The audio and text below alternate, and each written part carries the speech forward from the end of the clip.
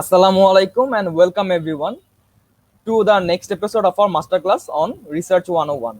So this is Research 102. আমাদের সাথে আজকে আছেন ইখলাস হোসেন স্যার। তো আজকে মেইনলি হচ্ছে স্যার যেটা নিয়ে কথা বলবেন যে রিসার্চের আগের দিন স্যার হচ্ছে একটা ওভারভিউ দিয়েছিলেন রিসার্চের ব্যাপারে। আজকে কথা বলবেন স্যার হচ্ছে কিভাবে আমরা কনফারেন্স পেপার থেকে জার্নাল পেপার লিখতে পারি, বা ধরেন আমাদের একটা প্রজেক্ট আছে, তো প্রজেক্ট থেকে কিভাবে আমরা জার্নাল পেপারে কনভার্ট করতে পারি জিনিসটাকে। আর আমাদের ফোর্থ ইয়ার থিসিস যেগুলো আছে, তো ওইগুলোকে আমরা কিভাবে আর কি কনফারেন্স বা হচ্ছে জার্নাল পেপারে কনভার্ট করতে পারি লিখে। অ্যান্ড আরেকটা ইনফরমেশন অ্যাড করতে চাচ্ছি যে আগের দিন অনেকে প্রশ্ন করেছিলেন যে আমাদের এই ভিডিওগুলো কোথায় থাকে। তো এটা হচ্ছিল আমাদের পেজের যে ভিডিও সেকশন আছে, ওখানে একটা প্লে লিস্ট আছে, তো ওখানে আপনার পেয়ে যাবেন। আর তো বেশি কথা না বাড়ি আজকে স্যারকে ইনভাইট করি। আসসালামু আলাইকুম স্যার। ওয়ালাইকুম আসসালাম। স্যার কেমন আছেন স্যার? এই তো ভালো আছি, তোমরা সবাই কেমন আছো? স্যার আলহামদুলিল্লাহ স্যার। তাহলে স্যার হচ্ছে আজকে তেমন কোনো কথা না বাড়িয়ে স্যার আপনি তাহলে আজকে যদি আপনি স্টার্ট করতেন স্যার আপনার সেশনটা। আচ্ছা আচ্ছা, শিওর। ফার্স্টে তোমাদের কেসিসি কে কুয়েট ক্যারিয়ার ক্লাবকে থ্যাংক ইউ জানাই এই অপরচুনিটি দেওয়ার জন্য। তো আমি হচ্ছে ক্লাসটা শুরু করব। এক সেকেন্ড আমি ক্লাস স্লাইডটা একটু ওপেন করি, তারপরে আমি আর কি ইয়ে করতেছি।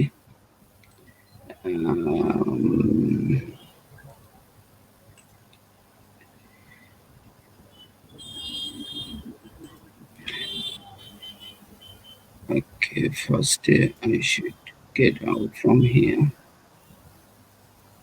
Okay, sorry.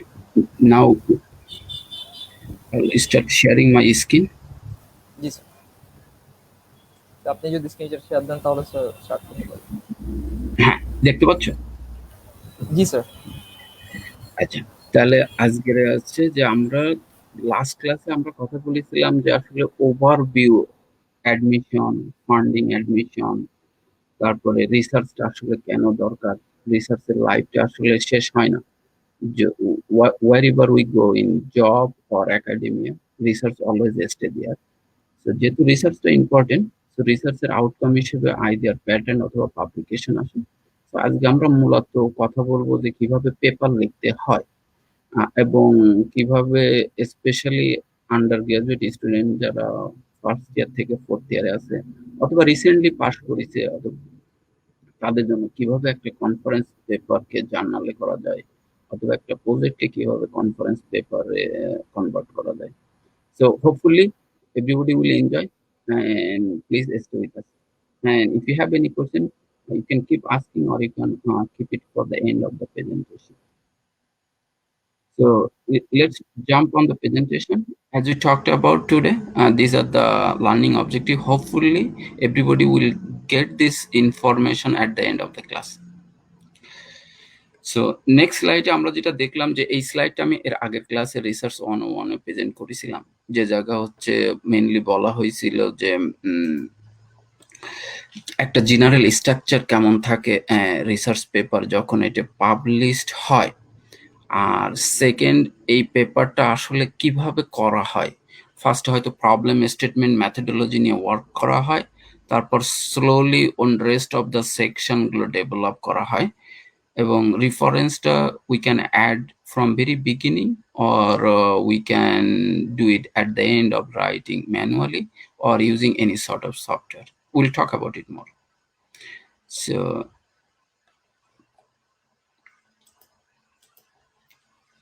next slide we'll talk about the one by one how to write the title.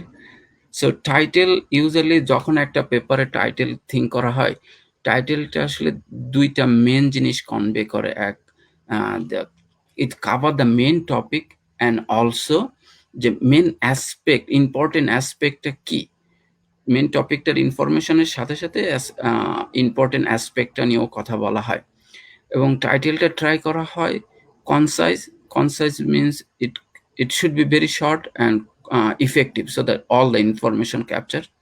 আর যদি সম্ভব হয় তাহলে দু একটা বাজওয়ার্ড ইউজ করা। এখন দু একটা এক্সাম্পল দেখবো আসলে টাইটেলটা কেমন হয়। যেমন এক্সাম্পল 1 এ যদি আমরা দেখি যে একটা টাইটেলে the modelling and simulation of permanent magnet synchronous generator wind turbine, এটা ছিল ওদের মেইন টপিক। আর এর অ্যাসপেক্টটা ছিল a step to microgrid technology. যেটা দেখা যাচ্ছে এই জায়গা আপনারা সবাই দেখতে পাচ্ছেন যে এই অ্যাবস্ট্রাক্ট টাইটেলটা কনসাইজ এবং সাম অফ দ্য অ্যাট্রাকটিভ অথবা buzzword also available like microgrid, permanent magnet synchronous motor or generator. Similarly, আমরা এক্সাম্পল 2 তে দেখতে পারি। এক্সাম্পল 2 তে যদি আমরা দেখি যে এই জায়গা হচ্ছে যে এটারও দুইটা part. It not always necessary যে ইম্পর্টেন্ট টপিকটা আগে আসে, পরে ইম্পর্টেন্ট অ্যাসপেক্ট, মেইন টপিকটা আগে আসে আর পরে ইম্পর্টেন্ট অ্যাসপেক্টটা আসে। এটা could B other way around হতে পারতো। Similarly, it also goes for example 3.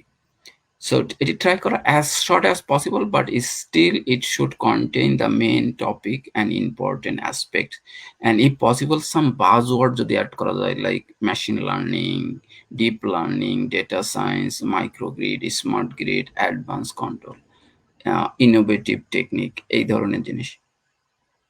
So টাইটেলের পর আমরা চলে যাব অ্যাবস্ট্রাক্টে। অ্যাবস্ট্রাক্টসে ইউজুয়ালি 4টা পয়েন্ট থাকে এবং 4টা পয়েন্ট এর অর্ডারটা আসলে কখনো নির্দিষ্ট থাকে না যে এতে 4টে একইভাবে আসবে। ফার্স্টে বলা হয় কন্ট্রিবিউশন এবং কন্ট্রিবিউশনটা কিভাবে জাস্টিফাই করা হয়েছে। সেকেন্ড পয়েন্টে could be motivation, what is the motivation behind this research, and কি পেলাম, রেজাল্টটা কি, এবং যে রেজাল্টটা পেলাম এই রেজাল্টটা আসলে কতটুকু সিগনিফিকেন্ট। যেটা আমি বললাম প্রথমে যে এই 4টা আসলে অর্ডারটা মেনটেন করবে, যে অ্যাপিয়ারেন্স অর্ডারটা মেনটেন করবে, নট নেসেসারি। যেমন একটা এক্সাম্পলে দেখা যায় এই অ্যাবস্ট্রাক্টটায় যে ফার্স্টে মোটিভেশনটা কথা বলা হয়েছে, তারপরে কন্ট্রিবিউশনটা এবং তার জাস্টিফিকেশনটা আসতেছে, পরে দেখাচ্ছে যে মোটিভেশনটা আসলে রেজাল্টটা কতটুকু সিগনিফিকেন্ট এবং রেজাল্ট নিয়ে কথা বলা হয়েছে। সামটাইম যে একটা পেপারে মোর দ্যান ওয়ান কন্ট্রিবিউশন থাকে, তখন আর কি এইভাবে 2টা পয়েন্ট আসতে পারে। যেমন এই পেপারটাতে 2টা কন্ট্রিবিউশন ছিল, সো এইটা একটা কন্ট্রিবিউশন, এইটা পরে আরেকটা কন্ট্রিবিউশন এই জায়গায় অ্যাড করা হয়েছে। সো এইভাবে আসলে একটা অ্যাবস্ট্রাক্টটা লেখে। অ্যাবস্ট্রাক্টেরও অলসো এই অর্ডারটা মেনটেন করার দরকার হয় না, এনিওয়ে এনি অর্ডারে করা সম্ভব। তারপর আমরা হয়তো যাব ইন্ট্রোডাকশনে। ইন্ট্রোটা ভেরি ইম্পর্টেন্ট। আমরা ইন্ট্রোটা পড়ে বুঝতে পারবো যে পেপারটা আসলে কিভাবে লেখা, ভিতরে কি কি ইনফরমেশন আছে। ইন্ট্রোটা সাধারণত থাকে general introduction, literature review, problem statement or research gap, then contribution and organization of the paper. So এই ক্ষেত্রে আমরা অলওয়েজ ট্রাই করি যে অর্ডারটা, অ্যাপিয়ারেন্স অর্ডারটা মেনটেন করার। ফার্স্টে general introduction, then literature review, then problem statement, then contribution, then organization. Unlike the other two, like this one with the abstract. অ্যাবস্ট্রাক্টের অর্ডারটা ইম্পর্টেন্ট না, অ্যাজ লং অ্যাজ এই 4টা ইনফরমেশন আছে, ওকে। কিন্তু ইন্ট্রোতে সাধারণত এই অর্ডারটা মেনটেন করা হয়। তাহলে এবার জেনারেল ইন্ট্রো আসলে কি? জেনারেল ইন্ট্রোতে সাধারণত জেনারেল ওভারভিউ, ওই ফিল্ডে জেনারেল ওভারভিউটা বলা হয়। আমি যে পেপারটা উদাহরণ হিসাবে দেখাচ্ছি এই জায়গায়, হয়তো আমি একটু পেপারটা একটু যাই, পেপারটা গেলে প্রবলি আইডিয়াটা ক্লিয়ার হবে। পেপারটা হচ্ছে ওকে। এই পেপারটাতে আমি ব্যাকওয়ার্ড অ্যান্ড ফরওয়ার্ড করব এই জায়গার থেকে, যে জেনারেল ইন্ট্রোতে এই কথাটুকু বলা হয়। তো আমি যদি এই জায়গা যাই এখন,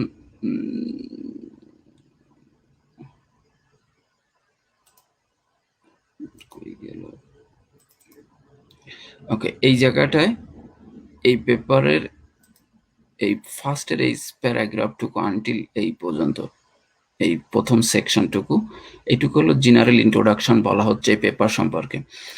তারপরে আমরা যেটা ইনক্লুড করবো, তারপর জেনারেল এন্ট্রির পরে আসে লিটারেচার রিভিউ। লিটারেচার রিভিউতে সাধারণত অন্যান্য রিসার্চাররা এই ফিল্ডে কি কি কাজ করেছে তাদের ফাইন্ডিংসটা, বেসড অন তাদের ফাইন্ডিংস প্রবাবলি আমার স্টোরিটা ডেভেলপ করা কিংবা আমাদের স্টোরিটা ডেভেলপ করা।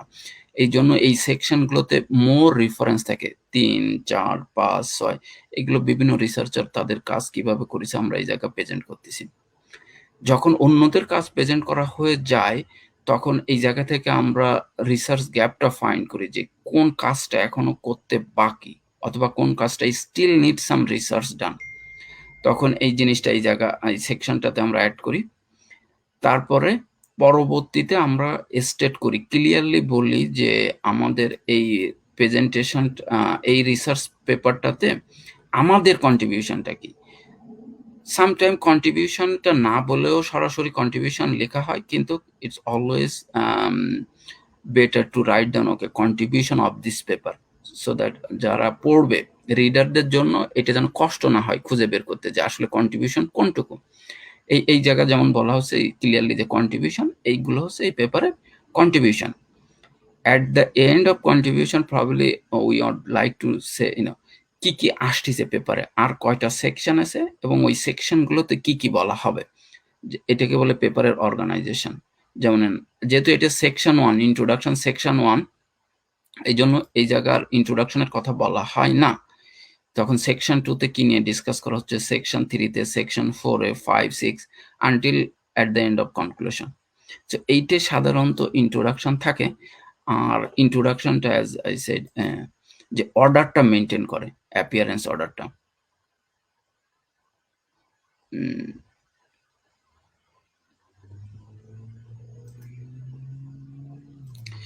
ওকে, আমি আবার ইয়েতে ফিরে আসলাম প্রেজেন্টেশনে। তো এই লিটারেচার রিভিউ অলরেডি আমরা কথা বলেছি। তারপরে রিসার্চ গ্যাপটা আসে, তারপর কন্ট্রিবিউশনে ক্লিয়ারলি বলা হয় কন্ট্রিবিউশনটা কি, যাতে ইজিলি ফাইন্ড আউট করা যায় পেপারের কন্ট্রিবিউশনটা কি।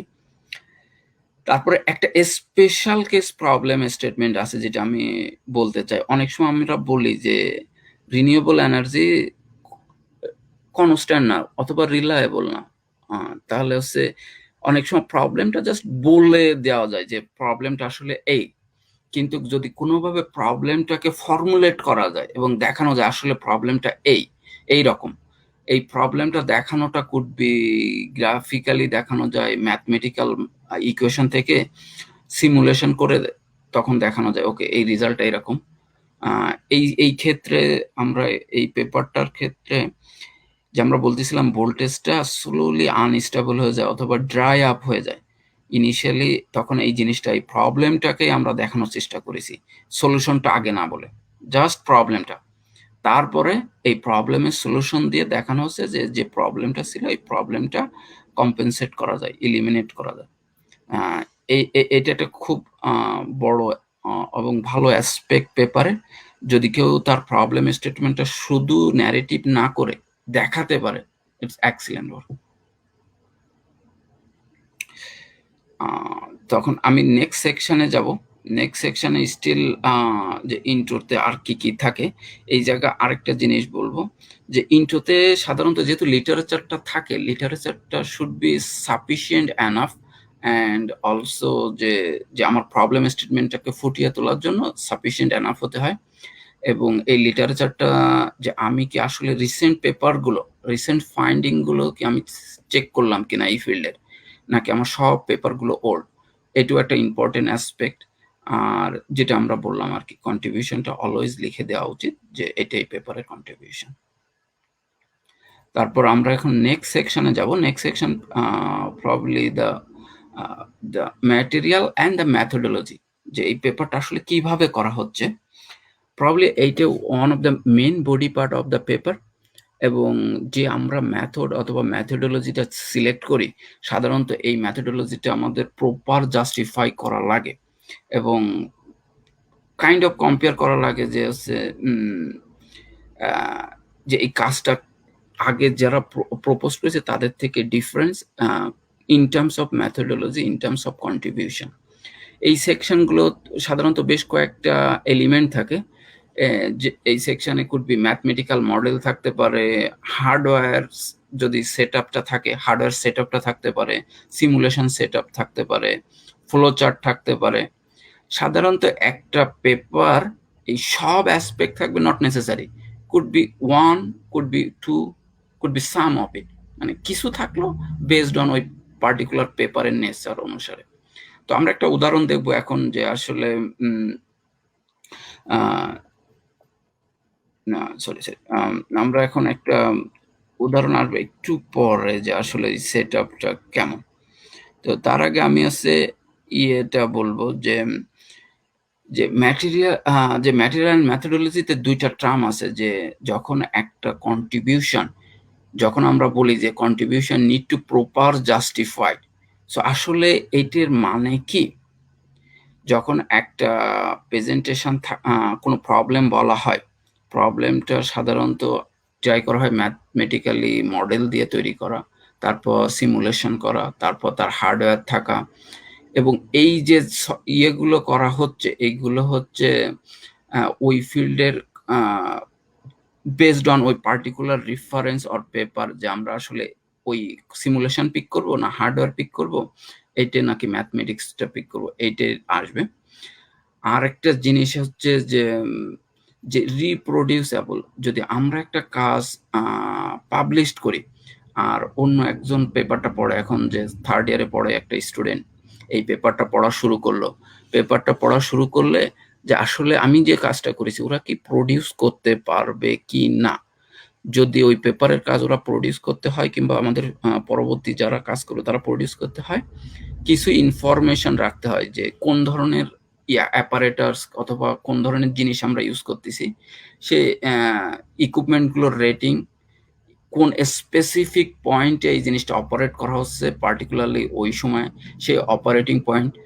যেমন ফর এক্সাম্পল, যদি আমরা 10 কিলো ওম ভেরিয়েবল রেজিস্টার ইউজ করি, তাহলে আমাদের স্পেসিফাই করতে হবে যে কোন ব্র্যান্ড অথবা কোন 10 কিলো ওম ভেরিয়েবল রেজিস্টারটা ইউজ করতেছি, এবং ভেরি স্পেসিফিকলি কত ওম রেজিস্ট্যান্স এই ক্যারেক্টারিস্টিকটা শো করতেছে, এইটাও বলে দেওয়া। সো তাহলে হচ্ছে যে পরবর্তীতে যারা আসবে তাদের জন্য খুব সুবিধা হয় এই কাজগুলো প্রডিউস করার। আরেকটা জিনিস আমি বলবো যে যখন এই কাজগুলো করা হয়, যদি কোনো অ্যাজাম্পশন মেড করা হয় অথবা কোনো লিমিট করা হয়, সিস্টেমটাকে ন্যারো ডাউন করা হয়, যে এই অ্যাজাম্পশনের উপর ভিত্তি করে এই কাজটা করা হয়েছে, সেই অ্যাজাম্পশনটা প্রবলি ক্লিয়ারলি স্টেট করে দেওয়া। আর লাস্ট থিং, যে যখন আমরা কোনো সিমুলেশন পারফর্ম করব, ওই সিমুলেশনটাকে আসলে আমরা ওই ফিল্ডের ওয়েল অ্যাকসেপ্টেড সফটওয়্যার দিয়ে করতেছি কিনা। ফর এক্সাম্পল, যদি ইলেকট্রিক্যালের কোনো পাওয়ার সাইডের কোনো কাজ হয়, সিমুলেশন করা হয়, এটাকে আসলে আমরা ম্যাথল্যাব সিমুলিং দিয়ে করতেছি কিনা, যে এইটা ম্যাথল্যাব সিমুলিংটা ওই এরিয়ার প্রবলি ওয়েল অ্যাকসেপ্টেবল সফটওয়্যার।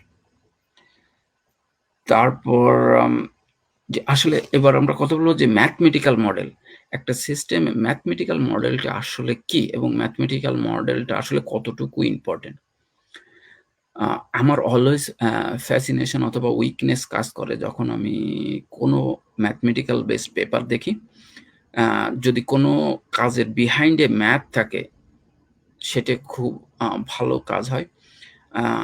তো ম্যাথমেটিক্যাল মডেলটা আসলে যে একটা সিস্টেম কিভাবে অপারেট করে, তার গভর্নিং ইকুয়েশন, এটাই হলো ম্যাথমেটিক্যাল মডেল। কন্ট্রোল সিস্টেমের ভাষায় সেটা ট্রান্সফার ফাংশন, যেটা relation between input and output show করে। অ্যান্ড এই যে একটা ম্যাথমেটিক্যাল মডেল, এই জায়গায় পিভি সেলের ম্যাথমেটিক্যাল মডেলটা দেখানো হয়েছে, পিভি সেলে কিভাবে ভোল্টেজটা প্রডিউস হয় based on solar irradiation. So এটা এক টাইপের mathematical model, governing equation. Second টাইপের ম্যাথমেটিক্যাল মডেল, এই পেপারটা completely based on mathematical model. So some paper are completely based on mathematical model. এটা তার একটা উদাহরণ, এবং এই পেপারটাতে কোনো হার্ডওয়্যারের রেজাল্ট ছিল না। তারপরেরটাই যদি দেখি, সাম পেপার, যে কিছু পেপার আছে যে ফার্স্টে এক্সপেরিমেন্ট করে ডাটাগুলো কালেক্ট করা হয়, ওই ডাটার উপর পরে প্লট করে ডেটা থেকে পরে ম্যাথমেটিক্যাল মডেলটা ডেভেলপ করা হয়। যেমন এই ফিগারটাতে দেখা যাচ্ছে এটা হচ্ছে আমাদের এক্সপেরিমেন্ট করে এই ফিগারটা ডেভেলপ করা, পরে এই রেজাল্ট থেকে আমাদের এই ম্যাথমেটিক্যাল মডেলটা তৈরি করা। সো এই জায়গা হচ্ছে the capacitance is function of open circuit voltage and temperature. So এই ৩ টাইপের ম্যাথমেটিক্যাল মডেল আসতে পারে।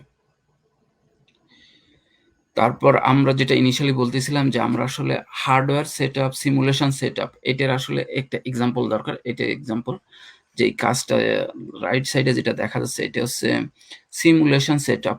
সিমুলেশনটা আসলে কিভাবে ডিজাইন করা। এই সিমুলেশনে দুটো ইনভার্টার, এইচ ব্রিজ ইনভার্টার ছিল অথবা সার্কিট ছিল, যে জায়গায় পিডব্লিউএম সিগন্যাল ছিল, স্কোপ ছিল, আর এই রেজিস্ট্যান্স এন্ড ক্যাপাসিটেন্স গুলো ছিল। তো এইটা হচ্ছে যে কিভাবে এক্সপেরিমেন্ট সেটআপটা সাজানো, ইন্টারকানেক্ট করা এবং কি কি কম্পোনেন্ট আছে। সিমিলারলি লেফট সাইডে দেখা যাচ্ছে যে হার্ডওয়্যারটা কি কি কম্পোনেন্ট আছে। একটা জিনিস এই জায়গায় দেখা যাচ্ছে যে আমাদের অসিলোস্কোপ, কন্ট্রোল বোর্ড, সোর্স, এই এভরিথিং আমরা ক্লিয়ারলি মেনশন করে দিয়েছি এবং দেখা যাচ্ছে যে এই জিনিসগুলো কিভাবে একটার সাথে আরেকটা কানেক্ট আছে। যদি কোনো ল্যাপটপ, কোনো অসিলোস্কোপ, কোনো পাওয়ার সাপ্লাই ইউজ করা হয়, সাধারণত ওই সমস্তগুলোর ছবি তোলার জন্য ওই অপারেটরগুলো, ওই অ্যাপারেটাসগুলো অন রাখা হয়। অ্যাট লিস্ট দেখা যায় যে এক্সপেরিমেন্টটা চলতেছে। বাট এই জায়গা থেকে ক্লিয়ারলি বোঝা যায় না যে রেজাল্ট আসলে কি, এই ভ্যালুটা আসলে কত। এইটা আসলে পরবর্তীতে জুম ইন করে স্পেসিফিকলি ওই স্কোপটার, ওই অসিলোস্কোপ, ওই ভোল্টেজ সোর্স, ওই পাওয়ার সোর্সের ছবিটা তখন দেখানো হয়, কিন্তু এটা জাস্ট ওভারভিউটা দেখানো। এই যদি কোনো এই সিস্টেমে যদি ল্যাপটপ অথবা কোনো মনিটর থাকে, সেই মনিটরটাকে অলসো ডিসপ্লে করা উচিত। এই পেপারটাতে অনেকগুলো আছে, এটা জাস্ট ওয়ান অফ দেম। আরেকটাতে হয়তো ল্যাপটপটা দেখা যাবে। তো আমি এর পরের স্লাইডে যাব যে এখন আমরা বলবো যে আমাদের যে প্রপোজড অ্যালগোরিদম গুলো আছে, এই প্রপোজড অ্যালগোরিদম গুলো আমরা কিভাবে রিপ্রেজেন্ট করবো পেপারে। ইউজুয়ালি ফিউ ডিফারেন্ট ওয়ে আছে রিপ্রেজেন্ট করার। তার মধ্যে দুইটা ভেরি স্ট্যান্ডার্ড প্র্যাকটিস হচ্ছে আইডিয়া সুডো কোড দিয়ে, এক্সাম্পল ওয়ানে এটা যে এটা কিভাবে কাজ করতেছে এটা লেখা হবে, অথবা এই কাজটা ফ্লো চার্ট দিয়ে এই যে কোনো একটা টেকনিকে করা সম্ভব।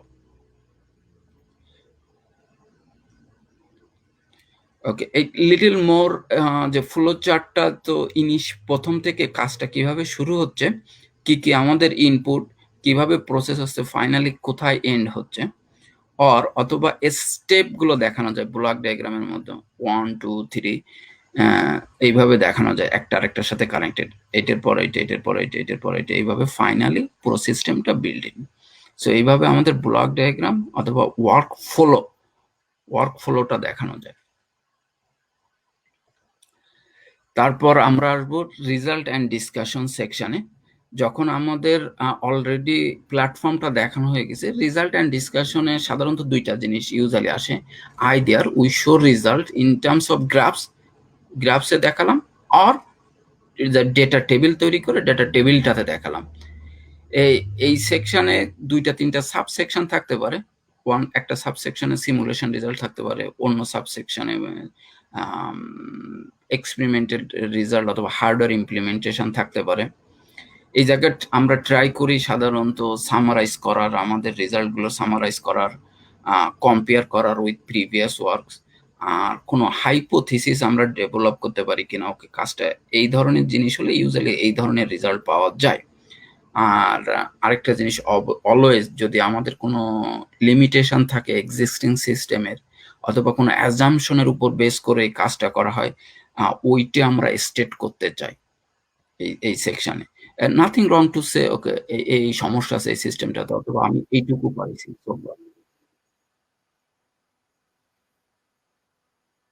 এই যে একটা উদাহরণ যেটা বললাম যে রেজাল্টটা হচ্ছে যে ইউজুয়ালি গ্রাফের মাধ্যমে দেখানো হয়, এটাকে graphical representation of our output, অথবা টেবিলের মাধ্যমে কম্পেয়ার করা হয় এই দুটো এক্সিস্টিং সিস্টেমের সাথে।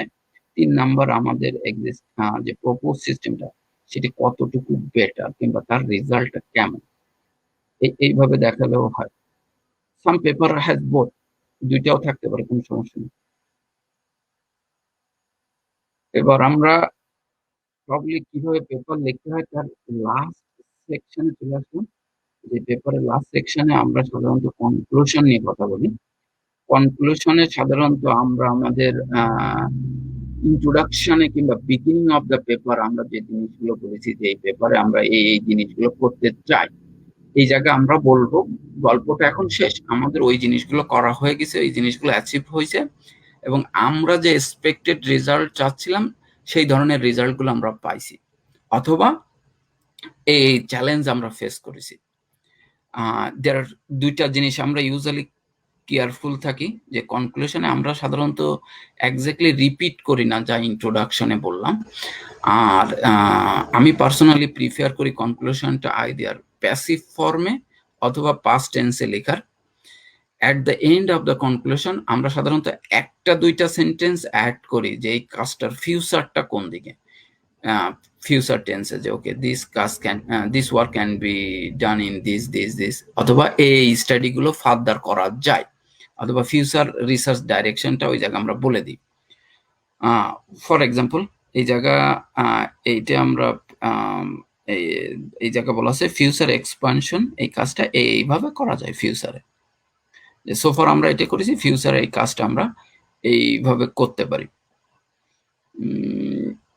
ওকে, এইগুলো এই হলো মোটামুটি প্রপার পেপার রাইটিং এর all the steps including our title, abstracts, introduction, পেপারের body, results and conclusion. Then the reference section comes. The reference actually আমাদের ট্রাই করা, my personal recommendation for all, use সেই ধরনের রেফারেন্সগুলো তোমরা দাও যেগুলো আসলে দরকার। No matter is very old, no matter is conference, no matter is weak journal, এটি কোনো কিছু যায় আসে না। যে পেপারটার উপর বেস করে, যে ইনফরমেশনগুলোর উপর বেস করে পেপারটা লেখা হয়েছে ওই ইনফরমেশনগুলো ক্লিয়ারলি ওই জায়গায় রাখা, no more manipulation or engineering. But sometimes some journals wants to see অথবা some reviewer wants to see যে কি এই ফিল্ডে রিসেন্ট কিংবা ইউজ আপডেটেড রেফারেন্সেস, তখন আমরা কিছুটা গো ব্যাক করে দেখি এই কাজটা কিভাবে, এই এর অ্যাডভান্স লেভেলের ইনফরমেশন কোনটা, তখন ওই সাম অফ দ্য ওই অ্যাডভান্স রেফারেন্স নিয়ে আমরা ওল্ড রেফারেন্সগুলো আমরা অমিট করতে পারি। আর হচ্ছে রেফারেন্সটা প্রথম থেকেই কোনো সফটওয়্যারের মাধ্যমে আমরা ইন করতে পারি। সফটওয়্যার হতে পারে জোটেরো অথবা এননোট, অথবা যদি অল্প কয়েকটা রেফারেন্স হয়, 8টা-10টা রেফারেন্স হয়, ম্যানুয়ালি অ্যাড করা সম্ভব, could be at the end of the work অথবা সাইমেন্টেনিয়াসলি করা সম্ভব। বাট আমি রিকমেন্ড করবো যদি কেউ রিভিউ পেপার লেখে অথবা রিসার্চ থিসিসের কাজ করে যে জায়গায় অনেকগুলো রেফারেন্স হবে, 50টা, 100টা, 200টা, তখন always better to use some software. Otherwise একটা চেঞ্জ হলে প্রবলি 2-3 ঘন্টা এবং সারাদিনও লেগে যেতে পারে যে রেফারেন্সের ম্যাচটা ঠিক করার জন্য। ইউজুয়ালি রেফারেন্সটা যখন লেখা হয়, যদি কেউ ম্যানুয়ালি লিখতে চায়, ফার্স্টে অথরদের ইনফরমেশন থাকে, পেপারের ইনফরমেশন পরে আসে, তারপরে জার্নালের নাম এবং লিটল মোর ডিটেল আসে। আমি আগে বলে দিয়েছি যে এই ক্লাসটা আমি সাধারণত প্ল্যান করেছি যে যারা আন্ডার গ্রাজুয়েট পড়ে রাইট নাও অথবা রিসেন্টলি পাস করেছে, রিসার্চ ফিল্ডে তেমন এক্সপিরিয়েন্স নেই, সো কিছু কিছু ইনফরমেশন আছে ভেরি প্রাইমারি লেভেলের, but it's also apply for who is doing advance research. So now আমি একটু কি যাবো যে কিভাবে আসলে একটা পেপার খুঁজতে হয়। ইউজুয়ালি পেপার খোঁজার জন্য আমাদের যে 4টা ওয়েবসাইট, ইঞ্জিনিয়ারিং পেপার খোঁজার জন্য এই 4টা মেনলি ওয়েবসাইট আছে, এর বাইরেও অনেক ওয়েবসাইট আছে specific on that field, IEEE, Elsevier, Springer, MDPI। এই জায়গার যে যেমন এটা একটা IEEE এক্সপ্লোরার, এই জায়গার যে আমরা যদি কিওয়ার্ড লিখি তখন ইন্টার দিই, ইউজুয়ালি অনেক পেপার রেফারেন্স আসবে, সিমিলার পেপার, তখন আমরা ওই পেপারগুলো শর্ট করতে পারি, ফিল্টার করতে পারি। ফিল্টারটা দুইভাবে হতে পারে, বিগিনিং এ আমরা অ্যাডভান্স সার্চে যে পেপারগুলো শর্ট আউট করতে পারি আমাদের বেসড অন আমাদের রিকোয়ারমেন্ট, অথবা ফার্স্টে কিওয়ার্ড দিয়ে সার্চ করার পর আমি শুধু থিঙ্ক করতেছি আমি জার্নাল পেপার দেখবো, তখন আমরা সিলেক্ট করতে পারি ওকে show me only journal paper, or যদি আমরা বলতে চাই journal paper, not only journal paper, আমি লাস্ট 5 বছরের পেপার দেখতে চাই অনলি, অথবা 10 বছরের, তখন ওই ইয়ারটা লিমিট করে দেওয়া যায়। লিমিট করে দিলে শুধুমাত্র ওই সময়কার যত পেপার আছে সেই পেপারগুলো আসে।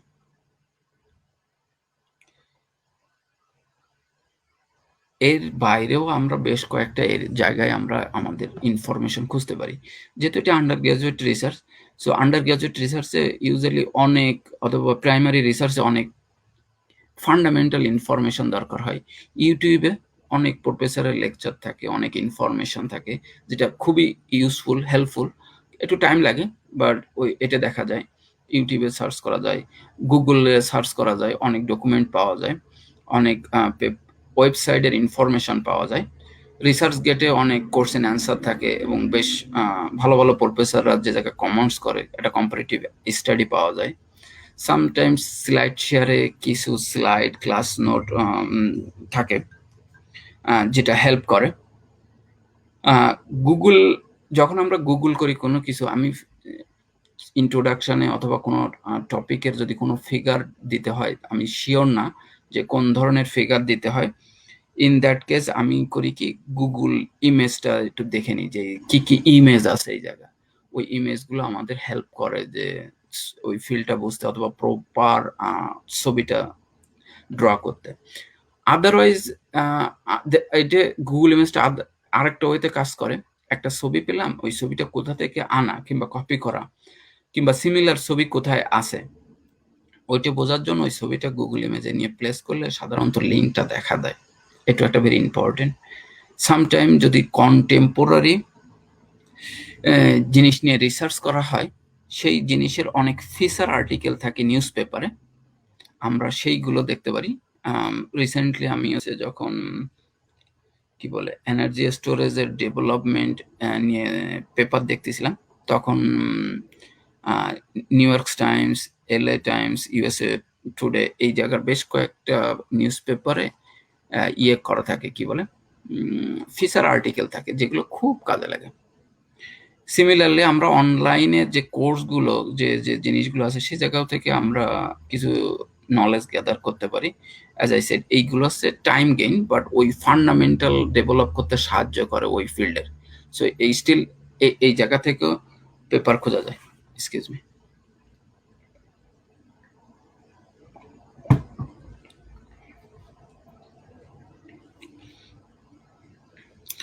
ওকে, এখন হচ্ছে আমরা কথা বলবো যে কিভাবে আসলে একটা রিসার্চ অথবা একটা প্রজেক্ট কন্ডাক্ট করতে হয়।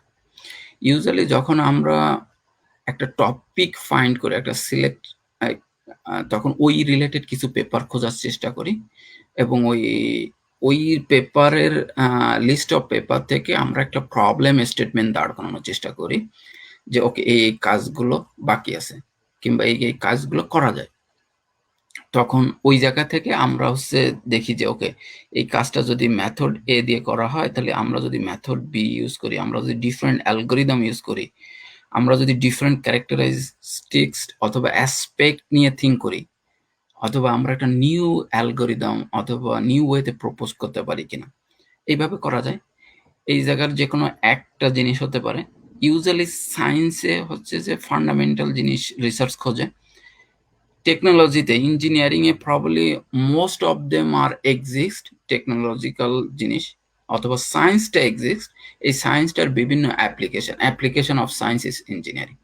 সো ওই জন্য যে যদি আমরা কেউ একটা জিনিস অন্য ফিল্ডে অ্যাপ্লাই অলরেডি করেছে, সেই জিনিসটা আমরা যদি ডিফারেন্ট ওয়েতে এর অ্যাপ্লিকেশনটা দেখি, still could be a good research. তখন যখন আমরা স্কোপটা ডিফাইন করতে পারি, তখন আমরা ওই স্কোপটার ওই রিসার্চ কন্ট্রিবিউশনটা হবে, ওইটা আমরা সিমুলেশন হার্ডওয়্যার দিয়ে কন্ডাক্ট করে ফাইনালি আমরা যেটা ডেভেলপ করি, যে একটা প্রপার প্রজেক্ট আমরা ডেভেলপ করি। এটা সাধারণত 3-2-তে যখন যে প্রজেক্টটা করতে দেয়, এইভাবে করা যায়। ইউজুয়ালি প্রজেক্টে একটা ইন্ট্রোডাকশন থাকে, কাজটা কিভাবে করা হচ্ছে, মেথোডোলজিটা থাকে, আর কিছু রেজাল্ট থাকে। এইটাই হচ্ছে মেইনলি প্রজেক্টের আউটলাইন থাকে। তারপরে আমি কিছু স্যাম্পল দিয়ে বলবো, যে যদি লিটারেচারে যে কিভাবে আর কি আমাদের স্কোপটা আমরা ডিফাইন করতে পারি। যে এই ফার্স্ট এর লিটারেচারে যদি আমরা দেখি যে এই কাজটা ওরা করেছে using support vector machine, same কাজটা আমরা একটা ডিফারেন্ট কন্ট্রোল অ্যালগোরিদম দিয়ে অথবা কন্ট্রোল মেকানিজম দিয়ে আমরা করতে পারি, যেমন ফাজি লজিক। যদি লিটারেচারে কনস্ট্যান্ট কারেন্ট মোড এক্সিস্ট থাকে, আমরা যদি সেই জায়গায় নতুন কোনো স্কোপ খুঁজতে চাই, তাহলে হয়তো আমরা কনস্ট্যান্ট ভোল্টেজ মোড দিয়ে করতে পারি কাজটা। অথবা একটা স্টাডি করা হলো পার্টিকুলারলি যে হাইব্রিড সিস্টেমটা কিভাবে কাজ করে, আমরা দেখতে পারি ওই সিস্টেমটা কিভাবে পার্টিকুলারলি কুয়েটে অ্যাপ্লাই করা যায়, বাংলাদেশের জন্য অ্যাপ্লাই করা যায়, অথবা এনি অ্যাপ্লিকেশনে দেখা যায়। তো এই ধরনের স্কোপ হতে পারে। যেমন ফর এক্সাম্পল যে মাইক্রোগ্রিড নিয়ে আমাদের অনেক কথা হচ্ছে, মাইক্রোগ্রিড স্মার্ট গ্রিড নিয়ে যে আমরা কিভাবে কুয়েটে একটা স্মার্ট গ্রিড ইমপ্লিমেন্ট করতে পারি, স্টিল এটা could be a good research paper. আচ্ছা, এখন আমি যেটা বললাম যে 3-2 তে যখন কোনো প্রজেক্ট করা হয়, প্রজেক্টের যে আউটকামটা প্রজেক্ট রিপোর্টটা হলো, এবং আমরা থিঙ্ক করলাম যে ওকে প্রজেক্ট রিপোর্টটা থেকে আমরা কিভাবে একটা কনফারেন্স পেপার তৈরি করতে পারি।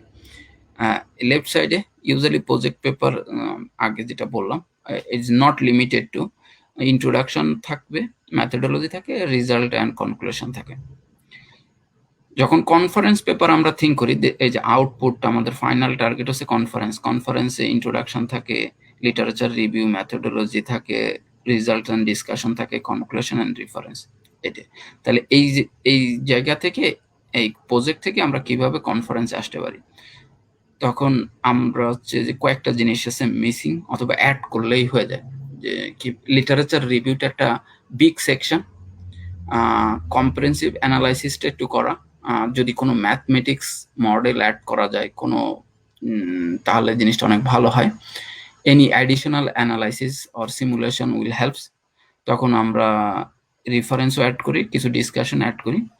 মাইন্ডেড যে কনফারেন্স পেপার ইউজুয়ালি কয় পেজ হয়, 4 থেকে 6 পেজ হয়। তো ওই 4-6 পেজের মধ্যে কাজটা করতে আমি একটা স্যাম্পল দেখাতে চাই। যে আমরা যখন কাজ করতেছিলাম, আমাদের কুয়েটের স্টুডেন্ট রাকিব এই কাজটা করতেছিল।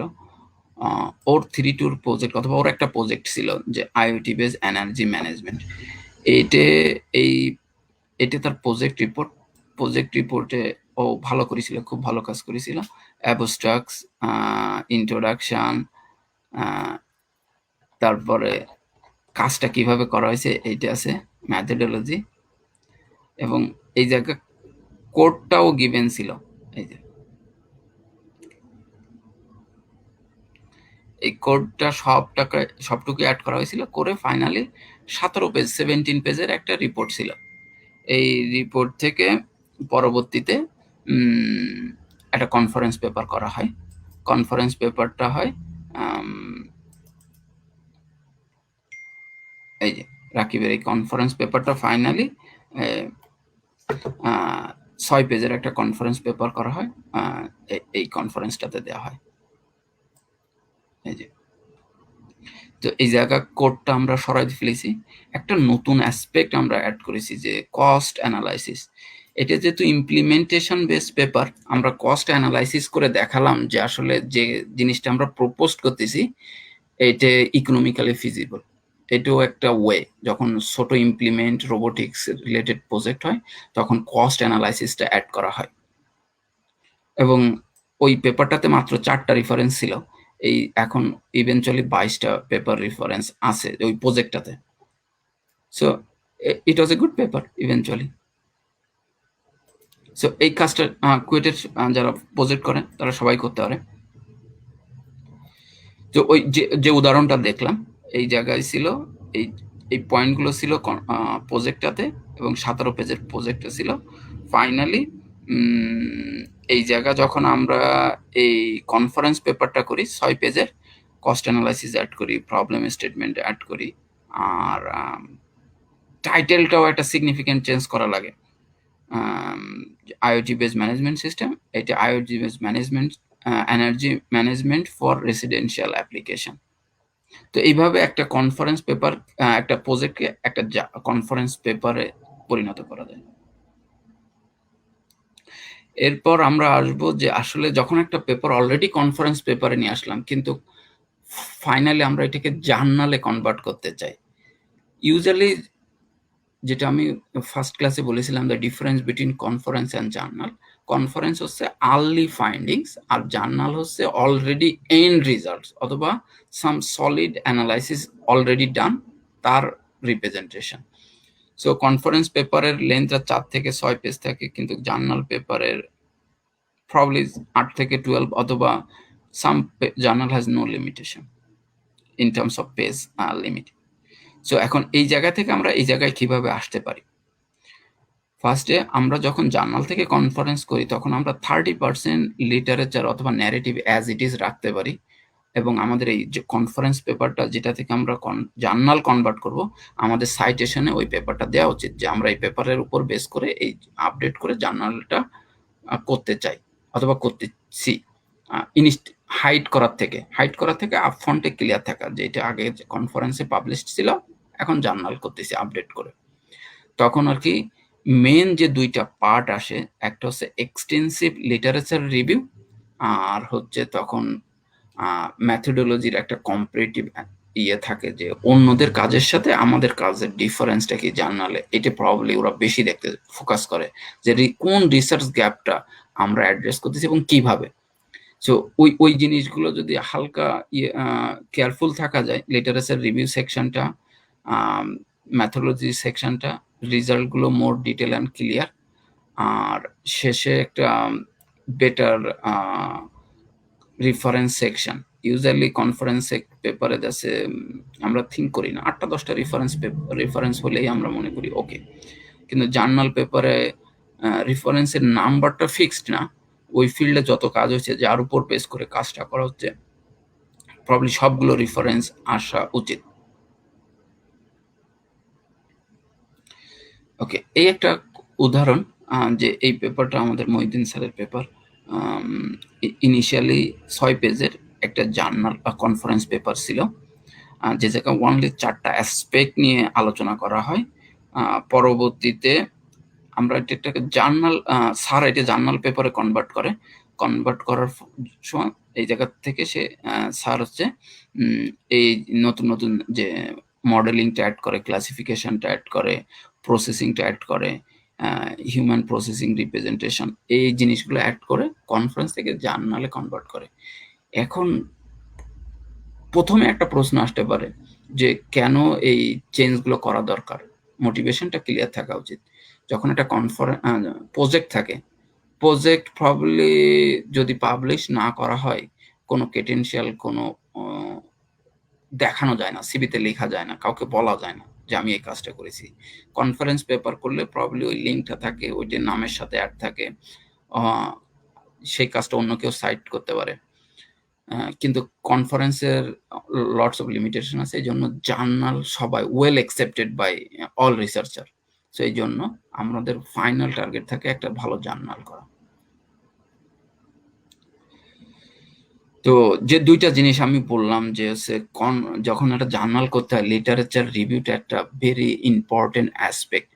তো একটা জিনিস করা যায় যে একটা এক্সেল অথবা টেবিল করা যায় যে বেসড অন ওকে এই এরিয়াতে কয়টা কাজ হয়েছে, 1 2 3 এইভাবে লাইন করে করে, যে টাইটেলটা কি, অথরের নাম কি, তাদের প্রবলেম স্টেটমেন্টটা কি, তাদের ফাইন্ডিংসটা কি, তাদের লিমিটেশনটা কি, এবং আমি এই লিমিটেশন অথবা আমার কাজের স্কোপটা কি রিমার্ক করে রাখলাম, এবং ওই অনুসারে পেপারগুলো র্যাঙ্ক করলাম। এইভাবে যদি আমরা ওই ফিল্ডের মোটামুটি মোরাললেস 50টা কিংবা 20টা পেপার করি, তখন আমাদের স্কোপটা ক্লিয়ার হয়ে যায়, আমাদের প্রবলেম স্টেটমেন্টটা ক্লিয়ার হয়ে যায়, জাস্টিফিকেশন করতে সহজ হয়।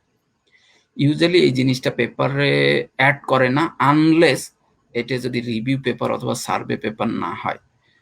সামটাইম এই জিনিসগুলো at the end of the paper অ্যাপেন্ডিক্সে অ্যাড করা হয়, ওইটা নিয়ে আমি কথা বলবো শুন।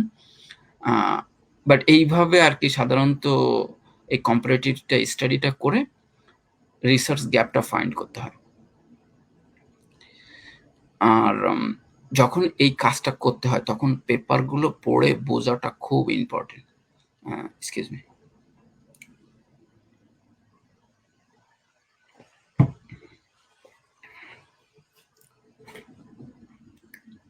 তো এখন একটা পেপার যখন রিভিউ করতে হবে, এবং ওই জায়গা থেকে কম্পারেটিভ স্টাডি করে ফাইন্ড করতে হবে তাদের ফাইন্ডিংস, কোনো লিমিটেশন অথবা ফিউচার স্কোপটা, তখন ওই পেপারগুলো আমাদের পড়ে বুঝতে হবে। কিন্তু যখন একটা রিসার্চার একটা পেপার করে, ইউজুয়ালি একটা journal paper text about 6 month অথবা মোর দ্যান দ্যাট, যদি একজন ওই কাজটা করে। যদি গ্রুপে করে তাহলেও অ্যাটলিস্ট 2-3 মান্থ লাগে। তো যখন একটা গ্রুপে 3-4 জন রিসার্চার মিলে এই কাজটা করতেছে, তাদের 3-4 মাসের কাজ, ইউজুয়ালি এটা বুঝতে একটু সময় লাগবে। এটা এমন না যে একবার পড়লে উইদিন 10-20 মিনিট অথবা 1-2 আওয়ারে বুঝে যাব। তাহলে বোঝার টেকনিকটা কি, যাতে আমার এই টেবিলটা ফর্ম করতে সাহায্য করে? বোঝার ফার্স্ট টেকনিক হচ্ছে যে আমরা এরকম একটা করতে পারি যে আমরা একটা পেপার, এটার পেপারের সিরিয়াল কতটুকু বুঝলাম 10-20%, এভাবে আমরা টেবিল করতে পারি। ইউজুয়ালি যখন একটা পেপার অ্যাবস্ট্রাক্ট, ইন্ট্রোডাকশন আর কনক্লুশন পড়া হয়, একটা মিনিমাম আইডিয়া আসে, সেটাকে বলা যায় 10-20% অফ আন্ডারস্ট্যান্ডিং। তারপরে যখন রিজাল্ট সেকশনে যাওয়া হয়, মেথোডোলজি সেকশনে যাওয়া হয়, যে ক্যাপশনগুলো পড়া হয়, ফিগারগুলো দেখা হয়, টেবিলগুলো দেখা হয়, জাস্ট স্কিম করে যদি যাওয়া হয়, তাহলে অ্যাটলিস্ট 40-60% আন্ডারস্ট্যান্ডিং আসে পেপারটার। আর আমাদের টার্গেট থাকবে ইউজুয়ালি 80%। 80% বুঝতে হলে অনেক সময় দেওয়া লাগে, ক্লিয়ারলি পড়তে হয়, ম্যাথমেটিক্সটা বোঝার ট্রাই করতে হয়। যদি ওই রিলেভেন্ট নলেজটা না থাকে, ওই ফিল্ডের ফান্ডামেন্টাল নলেজটা না জানা থাকে, গো ব্যাক করে বইতে ডিফারেন্স, ম্যাথ বুক হোক অথবা যে কোনো বুক, ইঞ্জিনিয়ারিং বুক হোক, ওইটা পড়ে আগে জিনিসটা বুঝে নেওয়া যে আসলে ওরা এই টেকনিকটা অবলম্বন করেছে। ওই টেকনিকটা না জানা থাকলে হয় না।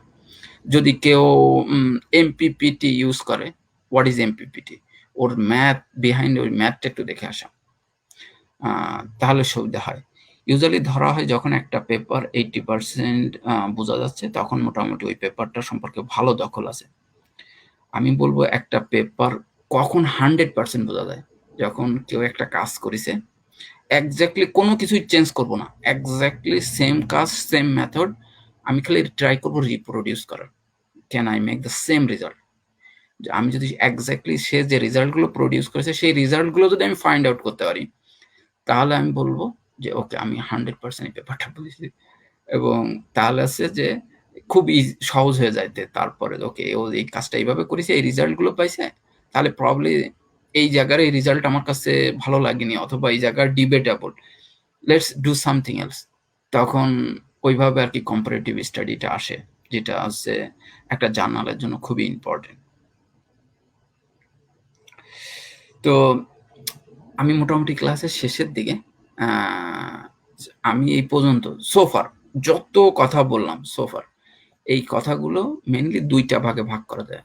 যে এই একটা কনফারেন্স, জার্নাল, প্রজেক্ট যাই করি না কেন, হয় আমাকে লিখতে হবে এবং লেখাটা ইংলিশে, এবং আরেকটা হচ্ছে যে ওই লেখাটাকে একটা সিমুলেশন অথবা একটা হার্ডওয়্যার দিয়ে জাস্টিফাই করতে হবে, ওদের রেজাল্টগুলো দরকার। তাহলে হচ্ছে 2টা ডিফারেন্ট স্কিল দরকার, একটা হলো writing skill, English writing skill, আর একটা হচ্ছে সফটওয়্যার অর হার্ডওয়্যার স্কিল।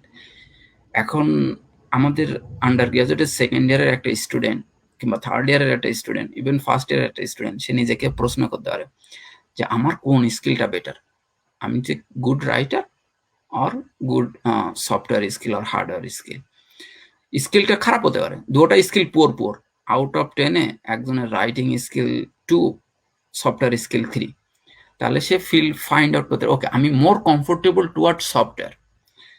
আরেকজন হচ্ছে ভালো, দুটোটাই ভালো, সে থিঙ্ক করতে পারে ওকে আমার রাইটিং স্কিল 8 আর সফটওয়্যার স্কিল 7, তার মানে আমি মোর কমফোর্টেবল টুয়ার্ডস রাইটিং। এটা আগে ফাইন্ড আউট করা। ইউজুয়ালি 2টা এরিয়া মানে অলরাউন্ডার খুব কম পাওয়া যায়, যেমন আমাদের সাকিব আল হাসান, কিন্তু সাকিব আল হাসান বাংলাদেশে একজনই। হয় আমাদের স্পেশালিস্ট ব্যাটসম্যান লাগবে অথবা বলার লাগবে। সো আমাদের হয় আমাদের রাইটার লাগবে অথবা প্রোগ্রামার লাগবে অথবা ইমপ্লিমেন্ট স্কিল লাগবে। তো যখন আমরা ফাইন্ড আউট করতে পারবো যে আমাদের কমফোর্টেবল এই, তাহলে কি হবে, আমাদের টিম বিল্ড করতে সাহায্য হবে, ভালো হবে পরে। কিন্তু যদি কেউ ফিল করে যে আমার রাইটিং স্কিল মোর কমফোর্টেবল আমি রাইটিং এ, তখন সে স্টার্ট করবে কিভাবে স্লোলি ডেভেলপ করা যায় এই স্কিলগুলো মোর কিভাবে।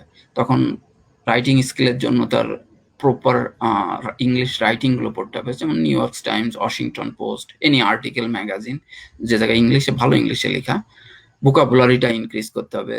এবং ভালো রাইটার হতে গেলে একমাত্র বেশি বেশি লিখতে হবে, এবং এই লেখার প্র্যাকটিসটা থাকতে হবে একদম রেগুলার বেসিসে। সিমিলারলি আদার হ্যান্ড, যে অ্যাজ এ ইঞ্জিনিয়ারিং স্টুডেন্ট সবাই পার্সোনালি ফিল করে যে আমি রাইটিং সাইডটা আমি উইক, কিংবা আমি করতে চাই না, আমি প্রোগ্রামিং সাইডটা করতে চাই। কোনো সাইড আর সুপিরিয়র না। যদি ভালো বল না করা যায়, যতই রান করা হোক না কেন, স্কোর করা উইন করা যায় না ম্যাচ। সিমিলারলি যত ভালো রেজাল্ট হোক না কেন, রেজাল্টটা যদি প্রপারলি লেখা না যায়, রিপ্রেজেন্ট না করা যায়, সেল করা না যায়, তাহলে ওই ভালো পেপার হয় না। ওইটা আদার ওয়ে অ্যারাউন্ড, যদি রেজাল্টটা ভালো না থাকে, যতই ভালো লেখা হোক না কেন, কিছু যায় আসে না, কন্ট্রিবিউশনটা উইক। সো দুটোটাই আর কি ইকুয়াল ওয়েট। সো যারা হচ্ছে প্রোগ্রামিং সাইডে কাজ করবে, কিংবা সব হার্ডওয়্যার সাইডে কাজ করবে, তাদের আস্তে আস্তে ফিল করা, okay, do I know C plus plus or C, learn একটা ল্যাঙ্গুয়েজ ভালো করে শেখো, তারপরে পাইথন অথবা আর, তারপরে যে যে ফিল্ডে কাজ করে সেই ফিল্ডের একটা ডেজিগনেটেড সফটওয়্যার আছে, পাওয়ারফুল সফটওয়্যার আছে, ইউজুয়ালি ওইটা দিয়ে কাজ করে। ম্যাথল্যাব হতে পারে, সিমুলিঙ্ক হতে পারে, অন্য অন্য যে কোনো সফটওয়্যার হতে পারে। আর সাথে সাথে যারা সফটওয়্যার সাইডে কাজ করবে, তাদের আরেকটা জিনিস করতে হবে, যে ড্রয়িংটা শিখতে হবে অবভিয়াসলি। ফিগার, ভালো ফিগার ড্র না করলে, ভিজুয়ালাইজেশন ভালো না হলে জার্নাল অ্যাকসেপ্ট করা অলমোস্ট ইম্পসিবল। তো কিভাবে ফিগার ড্র করা যায়, আইডিয়ার mainly most of the drawing can be done in Visio, MATLAB অথবা অক্টিভ, এই ধরনের সফটওয়্যার দিতে হয়, যেটা বললাম। তারপরে হচ্ছে একটা 11 প্লেয়ারের একটা টিম গঠন করতে হয়। সিমিলারলি একটা রিসার্চ টিম গঠন করা যায়, যে জায়গা থেকে প্রবাবলি যে যার স্ট্রেংথের উপর কাজ করতে পারে, এবং স্লোলি উইক স্কিলগুলো ডেভেলপ করতে পারে, করে ফাইনালি পেপার করতে পারে। যেমন ক্রিকেটে একজন কোচ থাকে, তেমন প্রবাবলি যখন রিসার্চ করতে হয়, তেমন আমাদেরও একটা কোচ থাকা উচিত, যে আর কি মেন্টর করতে পারবে, যে গাইড করতে পারবে, যে এই কাজটা এইভাবে আর কি কনক্লুড করা যায়, অথবা এই ইনফরমেশনটা কতটুকু নেসেসারি, কিংবা কোনটা কি information missing. Probably that's all I had today. Thank you for listening, and I would like to take the question right now if you have any. আর আমাদের 3 নাম্বার ক্লাসটা হবে নেক্সট ফ্রাইডেতে ইনশাল্লাহ সেম টাইমে। সেই ক্লাসটাতে আমি কভার করব মেনলি যে রিভিউটা কিভাবে করতে হয়, একটা রিভিউয়ার হওয়া যায় কিভাবে, আর হচ্ছে একটা জার্নাল অথবা কনফারেন্স কিভাবে অ্যাসেস করতে হয়। Thank you sir, thanks a lot for such a beautiful session. মানে আজকে স্যার অনেক কিছু শিখলাম স্যার আপনার সেশন থেকে। তো স্যার, আচ্ছা আমি বলছি ভিউয়ার্সদের যে যদি কোনো কোশ্চেন থাকে তো তারা করতে পারে। স্যার আমরা একটা কোশ্চেন পেয়েছি, যে সেটা হচ্ছে যে যদি একজন একটা কনফারেন্স পেপার লিখেছে, এখন স্যার কনফারেন্স পেপারে যে ফিগার গুলো আছে, মানে স্যার আগে যে ফিগার গুলো দিয়ে সে কনফারেন্স পেপারটা পাবলিশ করেছিল, এখন সেম ফিগার দিয়ে কি সে তার জার্নালে পাবলিশ করতে পারবে? মানে সেম ফিগারটা জার্নালে দিয়ে, মানে জার্নালটা চেঞ্জ হবে বাট ফিগার গুলো যদি সেম। হ্যাঁ, এটা একটা গ্রেট কোশ্চেন। এই কোশ্চেনটা ইউজুয়ালি যখন একটা কনফারেন্স থেকে জার্নালে করা হয়, দুইটা জিনিস থাকে, এক হলো ন্যারেটিভ ভার্বেস, আর হচ্ছে রিজাল্টস। ভার্বেসটা সাধারণত 30% অ্যাজ ইট ইজ কপি করা যাবে, 30% কোনো চেঞ্জ করার দরকার হবে না, রেস্ট হচ্ছে নিজে থেকে লিখতে হবে। কনফারেন্স পেপারে সাধারণত 2টা থেকে 5টা রিজাল্ট ফিগার থাকে, ওই ফিগারগুলো রাখা যাবে, এবং পরবর্তীতে নতুন ফিগার অ্যাড করা যাবে, কোনো সমস্যা নেই। এবং আমি বলবো এই জায়গায় অবভিয়াসলি যদি কোনো আগে কনফারেন্স পেপার করা থাকে, please side the conference, be honest, okay এই পেপারটা আমার আগে করা হয়েছে, এখন আমি এটাকে আপডেট করে জার্নালে করতেছি। স্যার আমার একটা স্যার পার্সোনাল কোশ্চেন ছিল স্যার, সেটা হচ্ছে যে অনেক রিসার্চ পেপার স্যার আমি মানে ফেস করেছি কিছু জিনিস, যে কিছু কিছু রিসার্চ পেপার স্যার মেথোডোলজিটা পুরা ডিটেলস লেখা থাকে না, মেইনলি সিমুলেশন যেগুলোতে মানে সিমুলেশন বেসড হয়, তো যখন স্যার ফুল ডিটেলস লেখা থাকে না, তখন স্যার হচ্ছে ওটা রেপ্লিকেট করে নতুন একটা জিনিস করার অনেক টাফ হয়ে যায়, সেক্ষেত্রে স্যার আসলে কি করা উচিত? ইউজুয়ালি অনেকেই এটা করে। যেমন আমি বলবো যে যে কিছু কিছু IEEE জার্নাল আছে যে পেজ লিমিট থাকে 8 পেজ লিমিট। তো 8 পেজে সাধারণত সবকিছু ক্লিয়ারলি এক্সপ্লেন করা সম্ভব হয় না। তখন পার্টিকুলারলি ওই রিসার্চারের অথবা ওই রিসার্চারের যে গ্রুপে কাজ করে তাদের পেপারগুলো দেখা, তাদের ওই আর্লি কনফারেন্স পেপারগুলোতে ডিটেল ওই ভ্যালু স্পেসিফিকেশন গুলো দেওয়া থাকে যে এই মডেলটা ইউজ করা হয়েছে, এই টেবিলটা ইউজ করা হয়েছে, এই ভ্যালুটা ইউজ করা হয়েছে। ওইটার উপর বেস করে সাধারণত ওই একটা পেপার দিয়ে কোনোভাবে রিপ্রোডিউস করা সম্ভব না, তখন হচ্ছে গ্রুপ অফ পেপার লাগবে যেটা থেকে নলেজটা ডেভেলপ হবে, ইনফরমেশন গুলো কালেক্ট করে রিপ্রোডিউস করা সম্ভব। আরেকটা জিনিস আমি বলবো, যদি ওই রিসার্চারের কোনো পেপার নাও থাকে আর তাহলে খুঁজতে হবে ও কাকে কাকে রেফার করেছে, সেই পেপারগুলো খুঁজে বের করতে হবে। যেমন কিছুদিন আগে আমরা একটা পেপারে কাজ করতেছিলাম ক্যালিফোর্নিয়ার এনার্জি মার্কেট নিয়ে অপটিমাইজেশন। ওই পার্টিকুলার পেপারে কোনো ইনফরমেশন ছিল না যে কত ভ্যালু ইউজ করেছে, প্যারামিটারগুলোর কি কি ভ্যালু ইউজ করেছে। তখন আমরা স্টাক গো ব্যাক করে রেফারেন্সের থেকে অন্য পেপার খুঁজে সেই পেপারগুলোতে ওই ওই ভ্যালুগুলো দেওয়া ছিল, তখন আমরা ওই ভ্যালুগুলো রিপ্লেস করে দিছি এবং রেজাল্টগুলো পাইছি। জি স্যার, স্যার বুঝতে পেরেছি স্যার। আসলে তো হচ্ছে প্রিভিয়াস পেপার আর রেফারেন্স গুলো দেখা আসলে জরুরি। হ্যাঁ, তো একটা এবং ওই কোশ্চেন এসেছে যে যদি আমরা একটা, জি স্যার, জি স্যার, একটা কোশ্চেন এসেছে যে যদি আমরা আমার স্যার একটা পেপার, ধরুন স্যার আমি একটা কনফারেন্স পেপার লিখলাম, তো ওই পেপারটা কি স্যার আমি মানে ডিফারেন্ট কনফারেন্সে অ্যাপ্লাই করতে পারবো, মানে একই সাথে মানে পেপারটা পাবলিশের জন্য? এটা সাধারণত সব সব ক্ষেত্রে কাজ হয় যে আমার একটা রিসার্চ পেপার আছে, এটা কুড বি কনফারেন্স অথবা জার্নাল। ওকে, ফাস্টার করার জন্য অথবা কমন্স পাওয়ার জন্য আমি শিওর না কি হবে। ওকে, আমি ফার্স্টে IEEE অ্যাক্সেসে সাবমিট করলাম, MDPI তে সাবমিট করলাম, এলসিভিআর এর একটাতে সাবমিট করলাম সাইমultaneously। এটা প্রবলি কোনোভাবে এনকারেজ করে না রিসার্চ সোসাইটি, এবং এটা আমি বলবো ইথিক্যালি রাইট না। এবং এমন এমন হতে পারে যে দুই জায়গা থেকে পেপারটা অ্যাকসেপ্ট হয়েছে, তখন কি হবে? তখন তো একটা বিপদে পড়তে হবে এবং এটা রিয়েলি রিয়েলি ব্যাড প্র্যাকটিস। এটা অ্যাভয়েড করার জন্য আমি বলবো যে কনফারেন্স হোক আর জার্নাল হোক, এক জায়গায় সাবমিট করলাম, রিজেক্ট হলো, সেকেন্ড জায়গায় সাবমিট করলাম, এটা হলো বেস্ট প্র্যাকটিস। স্যার একটা স্যার কোশ্চেন কি স্যার, বাংলাদেশে যেটা হয় স্যার, ধরেন স্যার বাংলাদেশে জার্নাল মানে কনফারেন্সে যেগুলোতে অনেকে পেপার পাবলিশ করতে যায়, সেক্ষেত্রে স্যার দেখা যায় যে প্রায় একই টাইমে একই রিলেটেড অনেকগুলো কনফারেন্স হচ্ছে। তো স্যার সেক্ষেত্রে আসলে কি করা উচিত? মানে স্যার তখন তো একটু ডিলেমা হয়ে যায় যে আমার তো তিন জায়গায় হবে, মানে তিন জায়গায় হবে, আজকে যদি আমি ডেডলাইন ফেল করি তো হচ্ছে যে আর পেপারটা দিতে পারবো না। ইউজুয়ালি এই ক্ষেত্রে তোমাদের হচ্ছে পিক করাই লাগবে আর কি, যে চুজ করা লাগবে বেসড অন কনফারেন্সের কি বলে ইম্প্যাক্ট ফ্যাক্টর অথবা ইন্ডেক্স, যে এই কনফারেন্সে আমি পেপারটা দিব কি দিব না। যেমন এইচ ইন্ডেক্স যদি ভালো হয় এবং ইম্প্যাক্ট ফ্যাক্টর ভালো হয়, সে অনুসারে একটা রিস্ক নেওয়াই লাগবে, গ্যাম্বল একটা করাই লাগবে যে ওকে আমি পিক করলাম, এটাতে আমি সাবমিট করবো। যেমন হচ্ছে একটা কনফারেন্স হচ্ছে ঢাকাতে, একটা খুলনাতে। খুলনাটা হচ্ছে প্রবলি মোর রিলেভেন্ট অ্যান্ড হচ্ছে more maybe impact factor. Even though আমি ঢাকায়, প্রবলি আমার প্ল্যান করা উচিত আমি খুলনার কনফারেন্সটাই দিব, কারণ আমি আমার প্রোডাক্টের বেস্ট ভ্যালুটা চাবো। এই জন্য এই কাজটা করা উচিত। আমি এই জায়গা এই প্রশ্নের সাথে আমি একটা জিনিস আমি তোমাকে বলতে চাই যে যে একটা তোমার কাছে আমার একটা প্রশ্ন, তুমি বলো তো যে কত পার্সেন্ট স্টুডেন্ট কিংবা কত পার্সেন্ট লোক রিসার্চের সাথে ইনভলভ পৃথিবীতে ইঞ্জিনিয়ারিং? আইডিয়া নাই স্যার আসলে ব্যাপারটা নিয়ে। স্যার 5-10% মতো। লেস দ্যান দ্যাট, আমি বলবো খুবই কম সংখ্যক লোক এই এই কাজটার সাথে জড়িত। কয়েকজন কতজন রিসার্চার আছে যারা লাইফ টাইমে 10টা পেপার পাবলিশ করে অথবা কিছু পেপার পাবলিশ করে।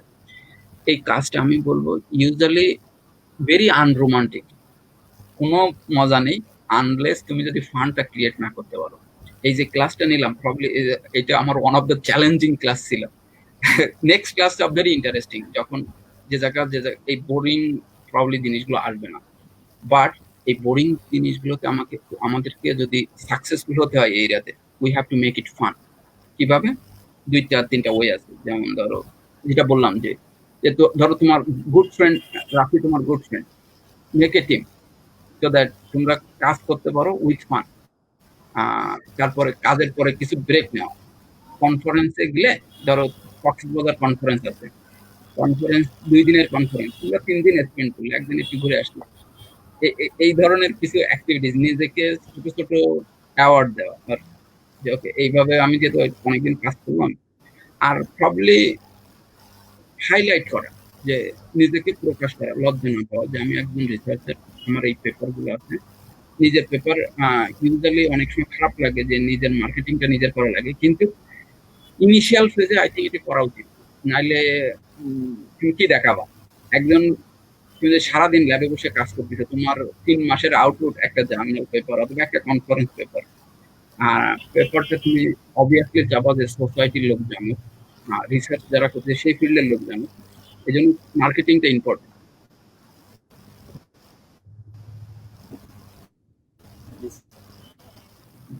স্যার এবার স্যার আরেকটা স্যার কোশ্চেন এসেছে, সেটা হচ্ছে যে sir as a first year undergrad student, তখন স্যার হচ্ছে যে এই যে রাইটিং স্কিল গুলো বা সফটওয়্যার স্কিল গুলো কিভাবে ডেভেলপ করা উচিত, মানে স্টার্টিং থেকে, যে আন্ডারগ্রেডে ঢোকার পরের থেকে।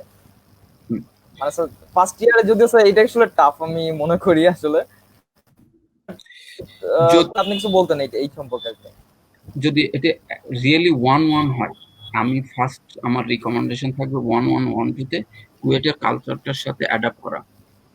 ইউজুয়ালি যখন আমরা এসএসসি ইন্টারমিডিয়েটে পড়ি, 2 বছরের পর, অনেক বছর, অনেক টাইম পরে ফাইনাল এক্সামটা হয়। কুয়েটে যেহেতু 3 মাস পর পর ফাইনাল এক্সাম চলে আসে এবং খুব র্যাপিড, 13টা সাইকেল যে কিভাবে চলে যায় বোঝাই যায় না।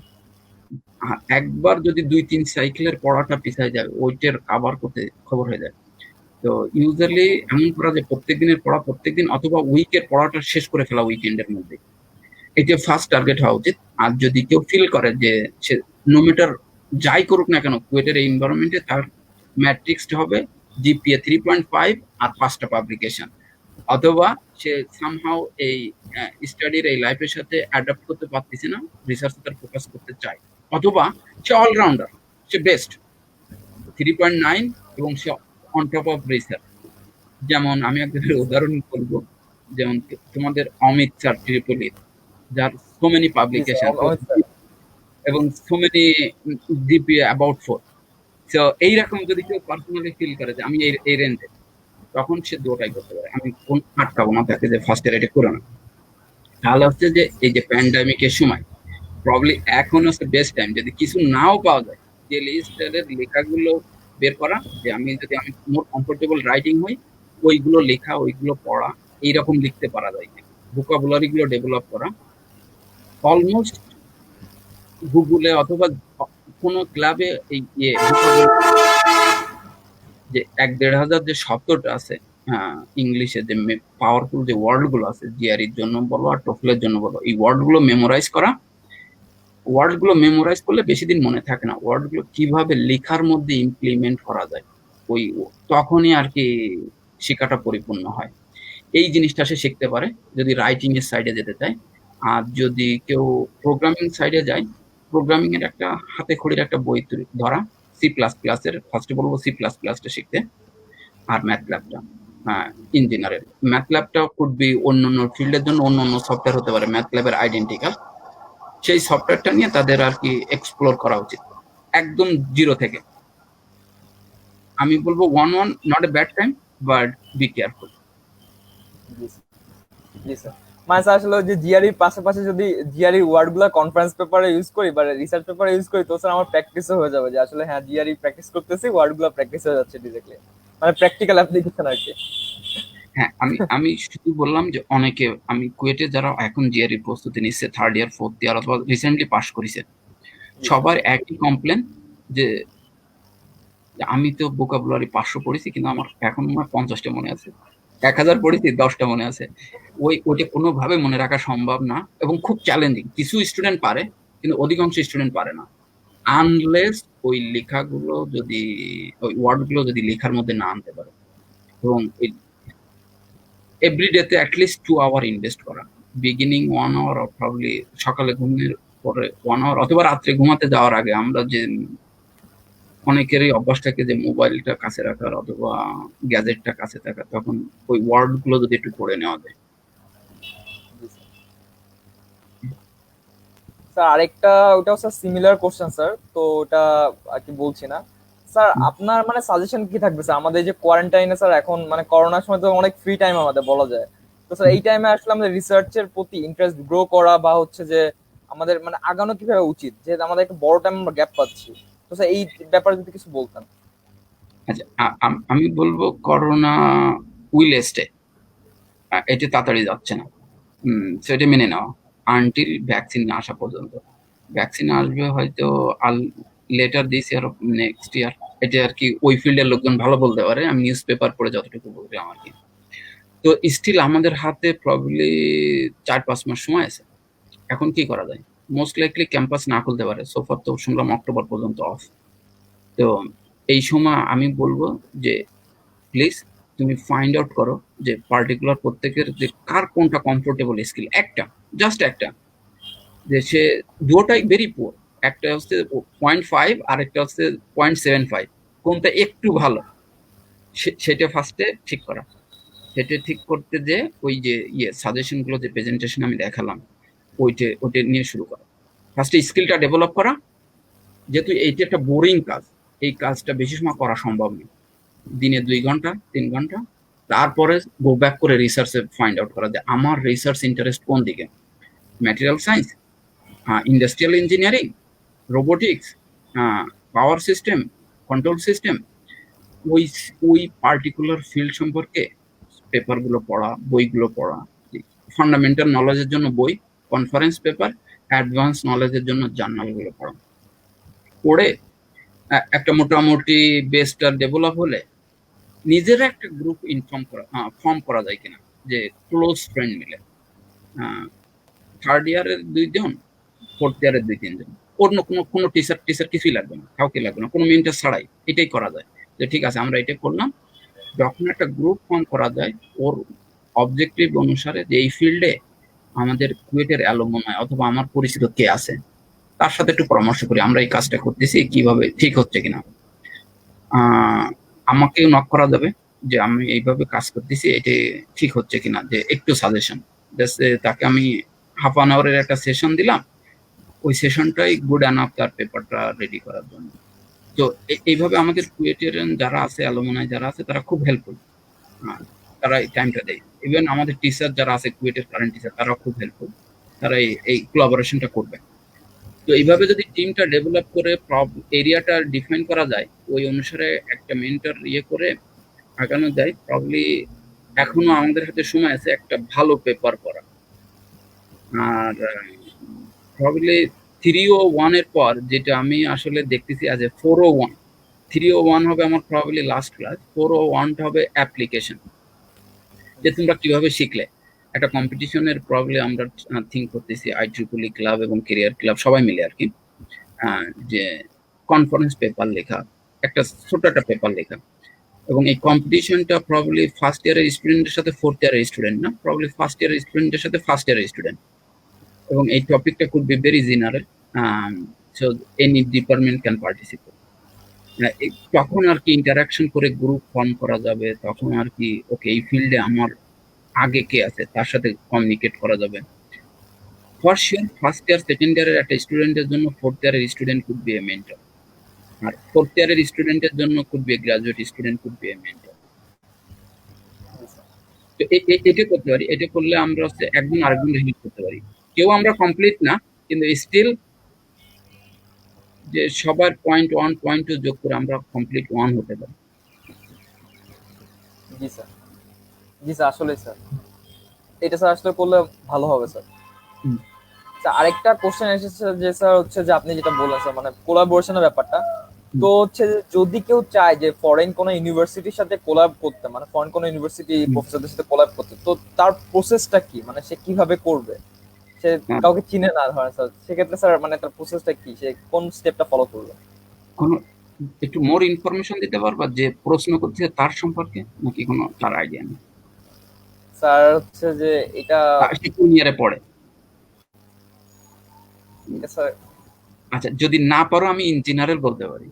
যদি আন্ডার গ্রাজুয়েটের কোনো স্টুডেন্ট হয়, রাইট নাও আন্ডার গ্রাজুয়েটের স্টুডেন্ট হ্যাজ জিরো এক্সপিরিয়েন্স অথবা ভেরি মিনিমাম এক্সপিরিয়েন্স, এটা could be very very very challenging. কারণ যখন ইউএস এর যদি থিঙ্ক করি যে একটা প্রফেসর, আমি ইউজুয়ালি যদি দিনে 8 ঘন্টা কাজ করি, এভরি ডিফারেন্ট আওয়ার আমার এভরি ডিফারেন্ট কি বলে রেসপন্সিবিলিটি থাকে, এবং কোনো কাজটা একই রকম না। সো এর মধ্যে প্রবলি টাইম বের করা খুবই ডিফিকাল্ট। এই জন্য প্রফেসরদের সাথে কোলাবোরেট না করে যদি ও পার্টিকুলার ল্যাবে যে স্টুডেন্ট আছে তার সাথে কোলাবোরেশন করা যায়। যেমন হচ্ছে আমি যখন ইউডব্লিউএম এ ছিলাম উইসকনসিনে, আমার প্রফেসরের সাথে যোগাযোগ না করে যদি আমার সাথে কোলাবোরেশনটা ফার্স্টে শুরু করা যায়, আমি তাকে গাইড করলাম। আমি যখন পিএইচডি স্টুডেন্ট, আমার হাতে মোর টাইম, তখন হচ্ছে বেটার হয়। আর যদি স্টুডেন্টটা অ্যাডভান্স হয় এবং গ্রাজুয়েট স্টুডেন্ট হয় এবং প্রফেসররা যদি ইমেল করতে পারে যে তুমি এই টপিকের কাজ করতেছো, তোমার নাসার এই প্রজেক্ট আছে, তোমার এনএসএফ এর এই প্রজেক্ট আছে, যে সম্পর্কে তুমি এই কাজগুলো করতেছো এবং আমি এক্স্যাক্টলি সেম কাজগুলো করতেছি, in that case professor would be more interested যে ওকে, এর সাথে কাজ করলে প্রবলি এ আমার পরবর্তী স্টুডেন্ট হতে পারে অথবা আমার এই প্রজেক্টে হেল্প করতে পারে। কারণ আমাদের সবকিছু হচ্ছে গ্রান্ট অথবা প্রজেক্ট বেস। এই প্রজেক্টে আমাকে কে কে হেল্প করতে পারে, তখন আমি নো ম্যাটার হোয়াট আমি তাকে রিচ আউট করি। যদি ইউজুয়ালি যে জিনিসটা আসে যে একটা প্রফেসরকে কিভাবে ইমেল করতে হয়, যে ফান্ডিং চেয়ে অথবা অ্যাডমিশন চেয়ে অথবা মিটিং চেয়ে, যদি রিকোয়েস্ট করা হয় ইউজুয়ালি প্রফেসর ইগনোর করে, আনলেস প্রফেসরের সিরিয়াস নিড যদি না থাকে। যদি বলা হয়, যদি যোগ্যতা দেখানো হয় যে স্টেট ফরওয়ার্ড, তুমি অ্যাডভান্স কন্ট্রোল নিয়ে এই কাজ করতেছো, আমি অ্যাডভান্স কন্ট্রোলের এই কাজ করেছি এবং তোমার যে কাজটা করতেছো এই কাজটা আমি এইভাবে সলভ করে দিতে পারি কিংবা করতে পারি, এই দেখো তার উদাহরণ, পেপারটা সলভ করে অথবা একটা সিমুলেশন রেজাল্ট দিয়ে দেখাই দেওয়া, তখন প্রফেসর 99% কেসে রিপ্লাই দেয় যে ও ঠিক আছে, এটা তো তাহলে হচ্ছে একজাক্টলি আমার কাজ, চেক করে ফেলেছি অলরেডি। তো রিকোয়েস্ট মোডে গেলে সাধারণত প্রবাবিলিটি থাকে রিপ্লাই পাওয়ার 5 থেকে 10%। যদি কেউ স্কিল দেখায়, যোগ্যতা দেখায়, যে একটা প্রফেসর, মিউজিকের এক প্রফেসর, একজন একটা তাকে মেল করতেছে, হে প্রফেসর, আমি এই মিউজিকের কাজ করেছি, অ্যাটাচমেন্টে আমার স্যাম্পল কিছু দিলাম, যেটা তুমি এক্স্যাক্টলি সেম কাজ করো, তখন হচ্ছে সে ডেফিনেটলি লাইক করবে। তখন সে ট্রাই করবে যে না, এর সাথে একটু মিটিংটা দিই। এটা বলবো যে তার ডিপেন্ড করে তার অবস্থানের উপর, তার অবস্থানের উপর বেস করে সে আর কি যোগাযোগ করবে। জি স্যার। স্যার অসংখ্য ধন্যবাদ স্যার আপনার। এখন স্যার প্রায় হচ্ছে 1 ঘন্টা 12 মিনিট হয়ে গেছে স্যার, আপনার অনেক টাইম স্যার নিয়ে নিয়েছি। আগের দিনও স্যার ফার্স্ট এপিসোডেও স্যার আপনার অনেক সময় আসলে আমরা নিয়ে নিয়েছিলাম স্যার।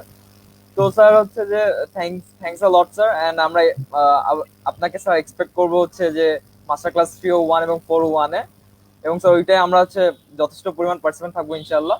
তো স্যার হচ্ছে লাস্টলি যদি স্যার কুয়েট ক্যারিয়ার ক্লাব সম্পর্কে, আমাদের সম্পর্কে যদি আপনার কোনো সাজেশন থাকতো যদি বলতেন স্যার।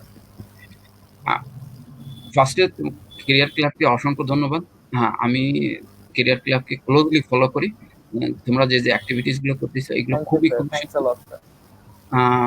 আমি পার্সোনালি লাইক করতেছি, এবং আমি চাবো যে তোমরা যা করতেছো ঠিক এই কাজগুলোই করে যাও। আরেকটা জিনিস উইশ করতাম যে এই ক্লাবগুলো যদি আমাদের সময় থাকতো, অনেক হেল্প হতো, কিন্তু অ্যাটলিস্ট এখন আছে।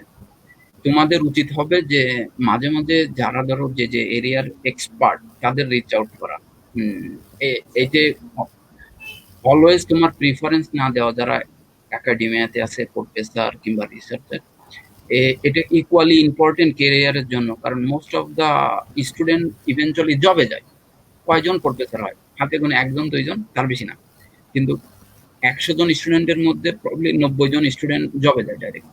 যদি ওই ফিল্ডের কাউকে পিক করা যায়, যেমন আমাদের বেশ কয়েকজন কুয়েটেরিয়ান আছে যে যারা আইবিএম এ জব করে, ইন্টেলে জব করে, আম, তারপরে যে ভালো একটা ইন্ডাস্ট্রিতে জব করে, অথবা ভালো ইন্ডাস্ট্রি দরকার নেই, বাংলাদেশে যে ইয়েগুলো আছে যেমন প্রাণ আরএফএল কিংবা পাওয়ার কোম্পানি যারা আছে, যারা একটু আপার পজিশনে আছে তাদের সাথে ডিসকাস করা কিভাবে আমাদের কুয়েটিয়ান স্টুডেন্ট গুলো তাদের নলেজের মাধ্যমে হেল্প হতে পারে, ওই ফিল্ডে জব পেতে গেলে তারা কি কি শেখা উচিত, কিংবা ইন্টারভিউর জন্য আগে থেকে কিভাবে ওয়েল প্রিপেয়ার থাকতে পারে, অথবা কুয়েটে আছে কোন জিনিসগুলোর উপরে বেশি ফোকাস করলে ওই জবটা তার পাওয়ার চান্সটা বাড়বে।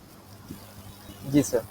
স্যার আমরা স্যার হচ্ছে এই টপিক গুলো নিয়ে স্যার মানে আমরা স্যার মাস্টার ক্লাস করি স্যার এই রিলেটেড টপিক গুলো নিয়েই স্যার আসলে যে আমরা স্যার আগেও স্যার স্যার হ্যাঁ বলো।